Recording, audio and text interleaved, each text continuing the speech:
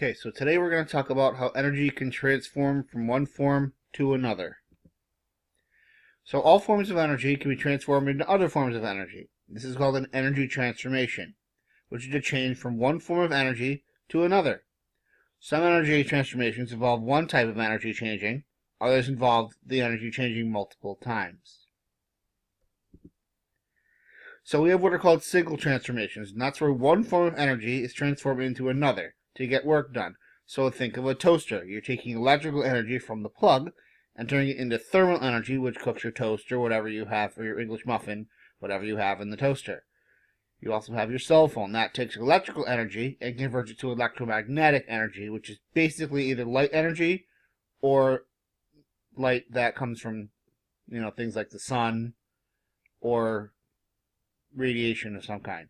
And then you convert your chemical energy that you find in food to mechanical energy. So it helps you move. Sometimes energy has to change forms several times to accomplish work. So my example is always a match. So in order to create light, you have to strike the match, which creates heat and releases energy, which creates more heat, and then you get light. So when you light a match, it makes the room brighter, and the fire is warm, so I wouldn't recommend touching fire.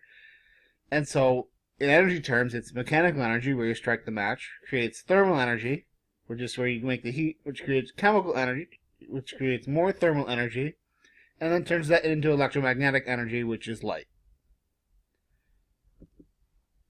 And so the most common type of energy transformation is potential to kinetic energy or kinetic to potential energy.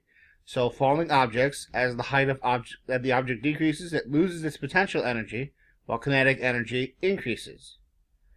And then a pendulum. So at the highest point of the swing, there's no movement, so you have maximum potential energy. It actually stops before it swings back. As it swings back, it has the most kinetic energy at the bottom of the swing.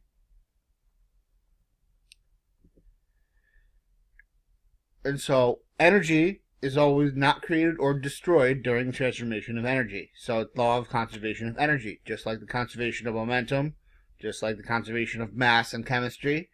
You can't lose energy anywhere.